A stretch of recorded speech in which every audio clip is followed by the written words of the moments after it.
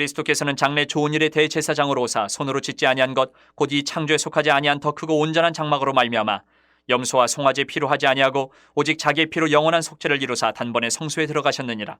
염소와 황소의 피와 및 암송아지의 죄를 부정한 자에게 뿌려 그 육체를 정결하게 하여 거룩하게 하거든. 하물며 영원하신 성령으로 말미암아 흠없는 자기를 하나님께 드린 그리스도의 피가 어찌 너희 양심을 죽은 행실에서 깨끗하게 하고 살아계신 하나님을 섬기게 하지 못하겠느냐. 이로 말미암아 그는 새 언약의 중보자시니 이는 첫 언약 때에 범한 죄에서 속량하려고 죽으사 부르심을 입은 자로 하여금 영원한 기업의 약속을 얻게 하려 하심이라. 유언은 유언한 자가 죽어야 되나니 유언은 그 사람이 죽은 후에 유효한즉 유언한 자가 살아있는 동안에는 효력이 없느니라. 이러므로 첫 언약도 피 없이 세운 것이 아니니 모세가 율법대로 모든 계명을 온 백성에게 말한 후에 송아지와 염소의 피 및 물과 붉은 양털과 우슬초를 취하여 그 두루마리와 온 백성에게 뿌리며 이르되 이는 하나님이 너희에게 명하신 언약의 피라 하고 또한 이와 같이 피를 장막과 섬기는 일에 쓰는 모든 그릇에 뿌렸느니라. 율법을 따라 거의 모든 물건이 피로써 정결하게 되나니 피 흘림이 없은즉 사함이 없느니라. 세상 사람들의 관점에서 보면 예수님의 이 십자가 복음이 참 잔인한 거다라고 보일 수가 있어요. 실제로 그런 얘기를 들은 적도 있어요.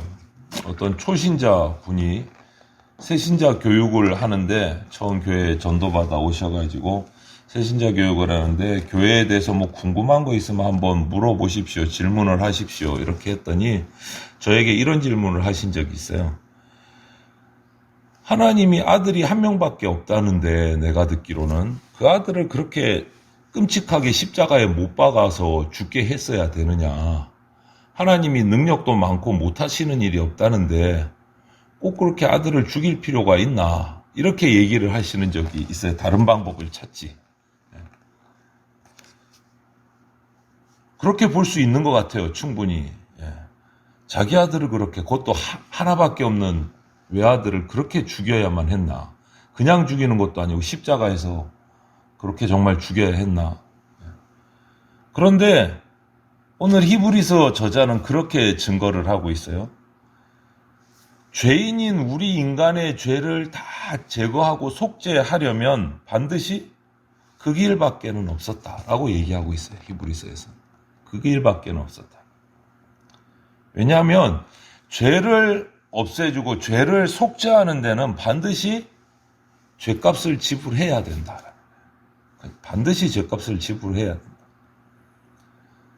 이 예수님 당시 노예 제도가 있던 이 세상에서는 노예가 자기 몸값을 지불해야 노예의 자리에서 벗어날 수가 있는 거예요.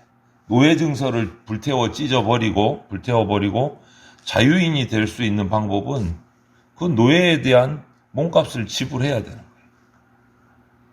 이거하고 똑같이 죄에 묶여있는 우리들이 인간이 죄로부터 자유로워지려면 죄값을 지불해야 돼요. 죄값을. 그래서 지금까지 흘러온 인간의 역사를 살펴보면 사람들이 고민을 한 거예요. 영혼을 가진 존재이기 때문에 구원을 받았든지 받지 못했든지 짐승들과는 다른 영혼을 가진 존재이기 때문에 나름대로 고민을 하고 힘들었던 거예요. 그 죄에서, 자신의 죄에서 벗어나고 싶었던 거예요. 그래서 참선을 하기도 하고 금욕을 하기도 하고 그래서 뭐 금식을 하기도 하고 심지어는 기록을 보면 자기 몸을 이렇게 칼로 그어서 피를 흘려서 자해를 하면서까지 이런 행동을 하면서까지 자기 어떤 죄책감에서 죄에서 벗어나려고 발버둥을 치는 모습들이 인간의 역사에서 수없이 되어 왔어요. 그 죄를 없애보려고 좀 깨끗해져 보려고 거룩해져 보려고 노력을 해왔어요. 그런데 성경은 로마서 6장 23절에 딱 못 박아서 우리에게 얘기해 주세요. 뭐라고 하느냐? 죄의 삭은 사망이다. 이거는 뭐 어떻게 다른 해석이 필요가 없어요. 할 수가 없는 거예요. 죄의 삭은 사망이다. 죽을 수밖에 없다. 즉 죄사함을 받으려면 이 말을 죄의 삭을 사망이다. 이 말을 뒤집으면 어떻게 됩니까? 죄사함을 받으려면 생명값을 내놔야 된다. 생명을 내놓아야 된다. 그것이 죄값이다. 생명을 걸어야 된다.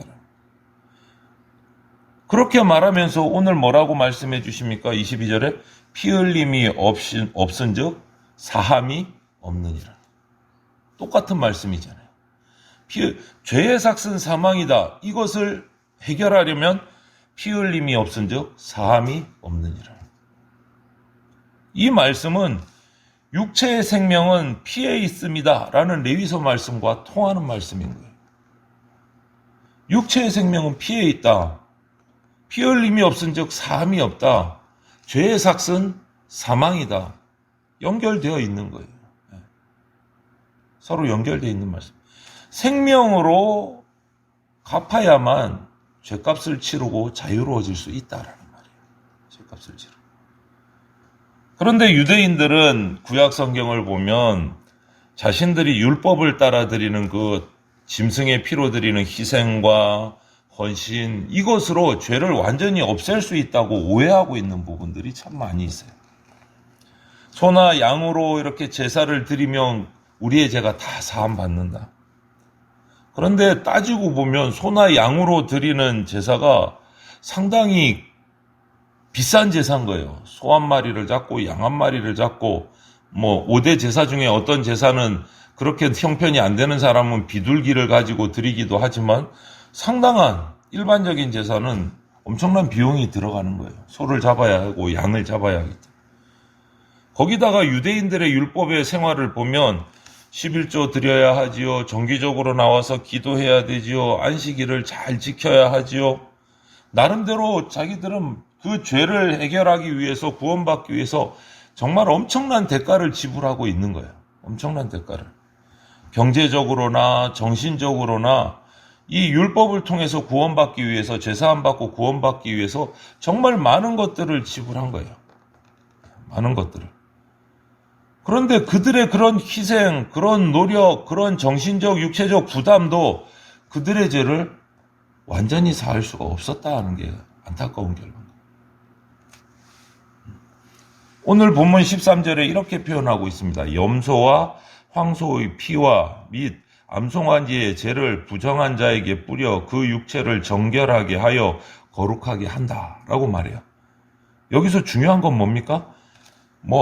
염소가 됐든 황소가 됐든 암송아지가 됐든 그 짐승의 피와 죄가 죄인의 양심까지는 깨끗하게 하지 못한다라는 거예요. 육체를 정결하게 하고 거룩하게 한다. 육체를. 잠시 육체의 죄를 정결하게 하고 거룩하게 하지는 하지만 그 사람의 내면까지 깨끗하게 속죄하지는 못한다라고 적고 있는 거예요. 그래서 다윗은 그것을 이미 깨달았어요. 그래서 짐승의 피가 가지고 있는 이 한계를 깨닫고 시편 51편에 이렇게 시까지 적었어요. 주께서는 제사를 기뻐하지 아니하시나니 그렇지 아니하면 내가 드렸을 것이라. 주는 번제를 기뻐하지 아니하시나이다. 이게 뭡니까? 제사를 아무리 드려도 완전한 죄사함이 없더라는 거예요. 계속 내 속에 죄책감이 남아있고 하나님에 대한 그 아픔이 남아있고 그것을 표현하는 시도 적었다는 거예요. 그러면 여러분 어떻게 해야 완전한 속죄가 이루어질까? 오늘 저자는 그 이야기를 14절에 해답을 주고 있어요. 그리스도의 피가 어찌 너희 양심을 죽은 행실에서 깨끗하게 하고 살아계신 하나님을 섬기게 하지 못하겠느냐. 이렇게 말하고 있어요. 이게 무슨 말입니까? 예수 그리스도의 피만이 우리 양심을 죽음에서 건져내서 깨끗하게 하고 하나님을 섬길 수 있도록 하나님 앞에 나가게 한다. 뭐만이? 예수 그리스도의 피만이. 그게 답이다. 라는 거예요. 짐승의 피로는 일시적인 불완전한 속죄를 이룰 수밖에 없고 예수 그리스도의 보혈만이 완전한 속죄를 이루는 능력이 있다라고 말하는 거예요. 즉 예수 그리스도께서 십자가에서 흘리신 보혈만이 우리의 죄를 완전히 사하고 육체도 거룩하고 깨끗하게 하지만 양심까지도 우리 내면까지도 깨끗하게 씻을 수 있다라고 선포하는 진리인 거예요. 예수님의 피만이. 밖과 안을 완전히 깨끗하게 제사해 주시는 것은 예수 그리스도의 십자가 보혈이다라고 말해요. 그래서 바울은 이런 예수님의 완전한 속죄의 이 결과를 이렇게 표현했어요. 로마서 6장 22절에 이제는 너희가 죄로부터 해방되고 하나님께 종이 되어 거룩함에 이르는 열매를 맺었으니 그 마지막은 영생이라. 이렇게 표현. 너무 명확하지 않습니까? 예수님의 피로 죄사함을 받고 해방이 되면, 자유하게 되면 하나님의 종이 되고 거룩함에 이르는 열매를 맺게 된다. 그 열매의 마지막 하이라이트 핵심은 뭐냐? 영생이다. 우리가 예수님의 피로 죄사함 받을 때 내 안팎이 깨끗하고 거룩하게 돼서 하나님의 백성이 되고 영생을 얻게 된다. 이렇게 말하는 거예요. 하나님께 부르심 받아서 예수님의 보혈로 완전하게 대속받은 자들은요, 죄로부터 자유를 얻게 되는 거예요. 영원한 천국의 백성이 되는 거예요. 천국에 들어갈 수 있는 약속을 받은 자가 된다. 이렇게 되는 거예요. 표면만, 육체만 씻는 종교와 내면까지 새롭게 하는 종교의 신앙의 차이는요, 이건 비교할 수 없이 엄청나게 큰 차이인 거예요. 그런 예를 예수님은 또 마가복음 7장에서 우리에게 잘 보여주십니다. 바리새인과 유대인들의 모습이 나타납니다. 정결하기 위해서 외출했다 들어오면 집안에 들어가기 전에 물로 깨끗이 손을 씻고 또 물을 뿌리고, 이걸 필수적으로 이거 안 하면 죄다 이렇게 할 정도로 율법의 조항으로까지 만들어 놓고 지켰어요. 그런데 어느 날 보니까 이 율법의 조항을 지키지 않는 예수님의 제자들을 보면서 손도 안 씻고 음식을 먹고 물도 안 뿌리고 집안에 벌컥벌컥 들어오고, 이런 제자들을 보면서 정죄를 했어요. 그러자 예수님이 그 바리새인과 유대인들을 향해서 하신 말씀이 뭐냐? 밖에서 들어가는 것이 아니라, 들어가는 것이 사람을 더럽게 하는 것이 아니라 오히려 속에서 나오는 것이 사람을 더럽게 한다. 사람의 마음에서 나오는 것이 더럽게 한다라고 말씀하셨어요. 악한 생각, 곧 음란과 도둑질과 살인과 간음과 탐욕과 악독과 속임과 음탕과 질투와 비방과 교만과 우매함이 사람을 더럽게 만든다. 우리 사람의 마음속에서 나오는 것이 더럽게 한다. 이렇게 말씀하셨어요. 이런 문제 속에서 나오는 것들을 해결하지 않고 겉만 깨끗하게 손 씻고 발 씻고 물 뿌리고 이것만 깨끗하게 하는 종교는 우리를 더 깊은 절망에 빠지게 한다는 거예요. 마음의 문제를 내면의 문제를 해결하지 못하면. 예수님이 이 물 같은 것이 아니고 당신의 피를 가지고 우리의 속과 밖을 전인격적으로 깨끗하게 해주신 것에 우리는 정말 감사해야 하는 거예요. 정말 감사해요. 우리는 속으로부터 새롭게 된 거듭난 사람입니다. 속으로부터. 죄 용서는 우리를 완전한 새 사람으로 살게 해요. 이 죄 용서 없이 불화가 계속되는 한 우리 마음에 평안은 없습니다. 겉으로는 번지르하고 겉으로는 거룩한 척하고 겉으로는 깨끗한 척 할지는 몰라도 내면의 문제가 해결되지 않으면 불화는 계속돼요. 항상 죄의 족쇄, 올무를 찬 채로 살 수밖에 없어요. 우리 내면의 문제가 해결되지 않으면. 그 내면의 문제를 해결하는 방법이 뭡니까? 예수 그리스도의 보혈입니다. 십자가의 보혈이요. 그 보혈을 통해서 진짜 자유함을 얻는 거예요. 내면의 자유함을 얻는 거예요. 내가 행한 일, 내가 어떤 쌓은 공적을 통해서가 아니고, 나는 아무것도 할 수 없음에도 불구하고 예수 그리스도께서 우리를 대신해서 이루어주신 율법을 완성시키시고 십자가에 달려주고 보혈을 흘려주심으로 말미암아 하나님 앞에서 안팎으로 사함을 얻고 진짜 자유의 은혜를 누리게 된 거다. 이 자유는요, 우리가 착각해서는 세상이 말하는 자유가 아니에요. 방종이 아니에요. 이제 내 맘대로 살아도 된다. 이 자유가 아니다라는 거예요. 내가 구원받고 자유함을 얻었다라는 것은 말을 바꾸면 내가 이제 하나님의 백성이 되었다라는 거예요. 내 맘대로가 아니고 하나님의 백성이, 사탄의 자식에서 하나님의 자녀가 되었다라는 거예요. 새 주인인 새 아버지 되신 하나님을 감사하고 기쁨으로 섬기는 존재가 됐다라는 거예요. 그리고 그분의 뜻을 깨닫고 그분의 뜻대로 순종하는 것을 즐거워하는 삶이 되었다. 구속으로 구원함으로 얻은 이 자유를 방종으로 착각하는 것은 정말 하나님 앞에 배은망덕한 일입니다. 내 마음대로 인생이 아니다라는 거예요. 사탄의 자녀에서 하나님의 자녀가 됐다라는 뜻이에요. 그럼에도 불구하고 우리는 아주 쉽게 착각하고 오해하는 것들이 있어요. 그럴 수 있습니다. 예배 드리는 거, 기도하는 거, 성경을 배우는 거, 또 봉사하고 헌신하는 거, 이런 것들이 쌓여서 내 죄가 사함받는다 라는 생각을 하는 경우들이 우리 성도들 가운데는 종종 있습니다. 그런데 수차례 말씀드리지만 이거는 순서가 바뀐 거예요. 우리가 예배를 많이 드려서, 기도를 많이 해서, 성경 공부를 많이 해서, 헌신을, 봉사를 많이 해서 내가 죄사함 받는 게 아니다라는 거예요. 그건 절대 아니에요. 이렇게 생각하는 거는 어느 종교냐? 불교예요, 불교. 불교는 그렇게 해요. 공덕을 많이 쌓아서 해탈한다. 이렇게 생각해요. 그건 불교의 사상이고, 우리 성경은 그렇게 얘기하지 않아요. 그럼 예배는, 기도는 뭐하러 드려요? 뒤집어야 돼요.